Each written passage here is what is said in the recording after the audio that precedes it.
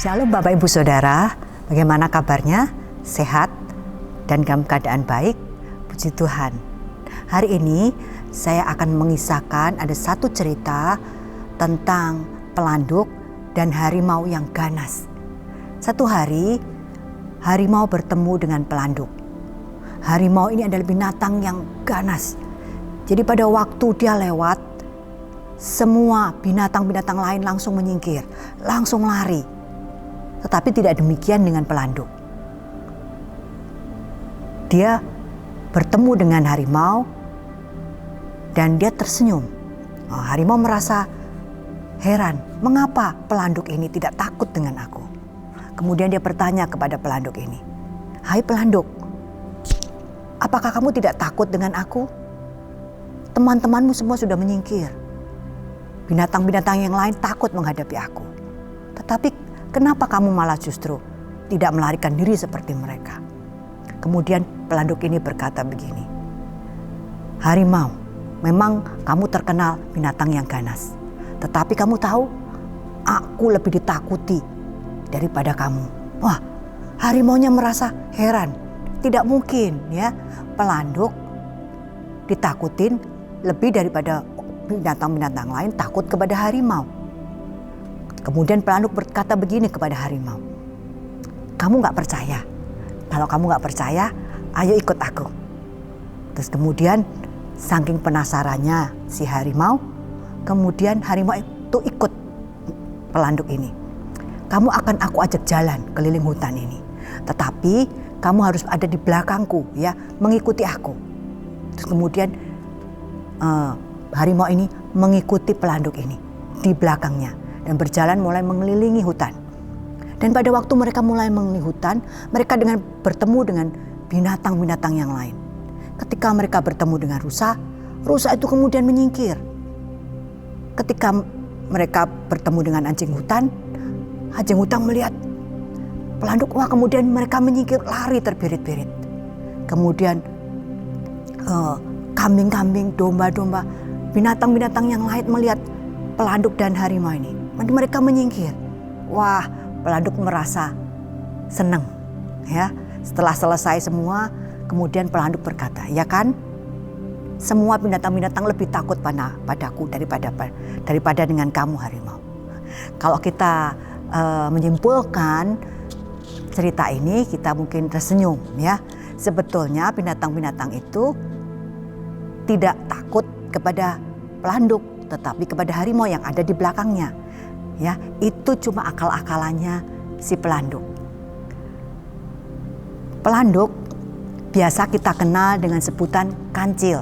Ya, mungkin Bapak Ibu Saudara ingat ya, kalau ada kata-kata kancil di dalam pikiran kita selalu ingat cerita tentang si kancil yang cerdik.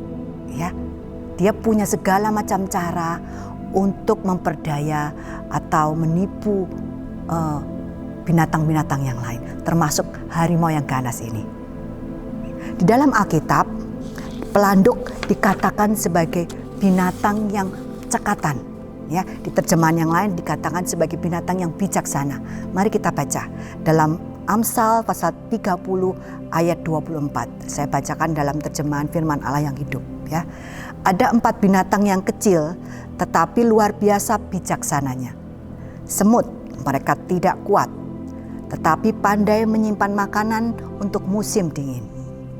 Pelanduk batu, binatang kecil yang lemah, yang mencari perlindungan di antara batu-batu. Belalang, walaupun tidak mempunyai pemimpin, mereka selalu berkelompok. Cecak, mereka mudah ditangkap dan dibunuh, tetapi di istana raja sekalipun mereka. Ya. Dalam kitab Amsal pasal 30 dikatakan ada 4 binatang yang paling bijaksana. Salah satunya adalah pelanduk. Mengapa dikatakan bijaksana? Karena dia mencari perlindungan di antara batu-batu. Di dalam Mazmur dikatakan dia membangun rumahnya di bukit batu. Ya, pelanduk adalah binatang yang kecil. Ya, dia tidak sebesar harimau, dia tidak sebesar gajah, dia tidak sebesar kuda. Dia seperti kelinci, ya, beratnya seperti kelinci, mungkin sekitar 2 kilo. dan panjangnya dari kepala sampai badan itu kira-kira 40 cm sampai 48 cm saja.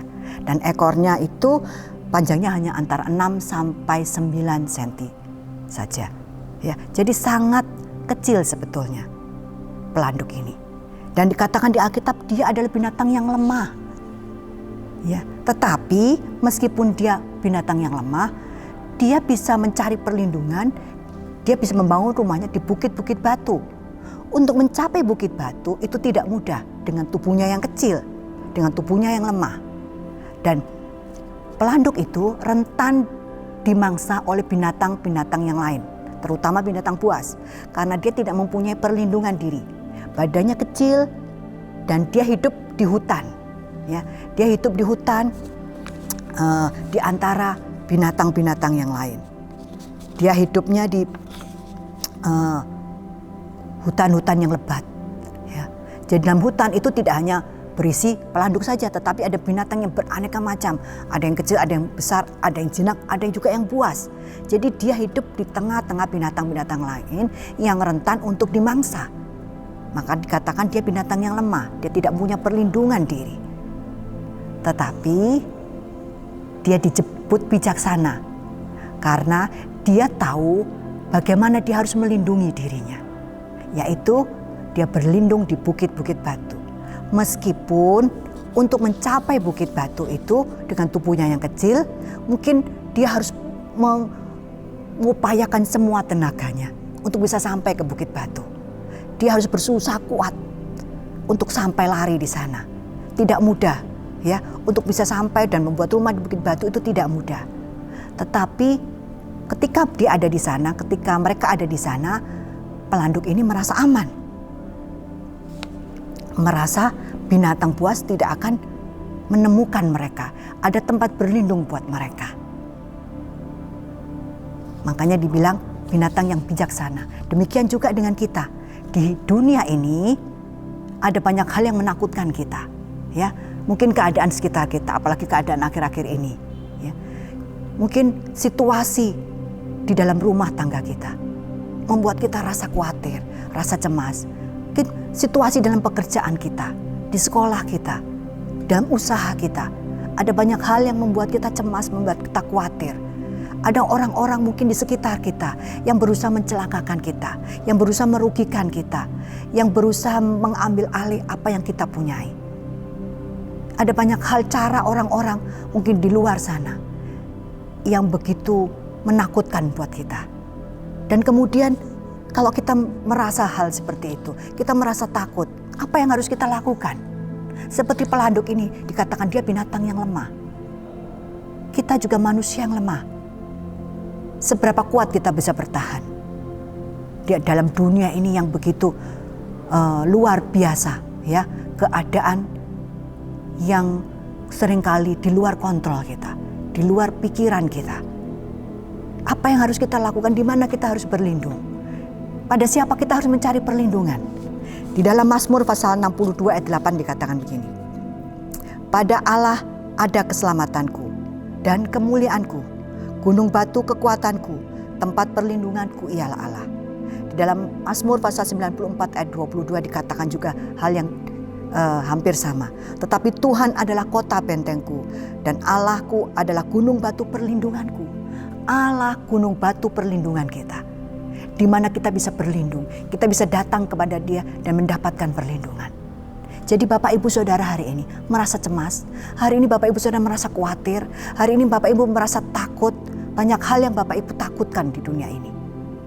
Mari datang kepada Tuhan, Dia gunung batu perlindungan kita. Seperti pelanduk ini, Dia bijaksana, Dia punya tempat perlindungan.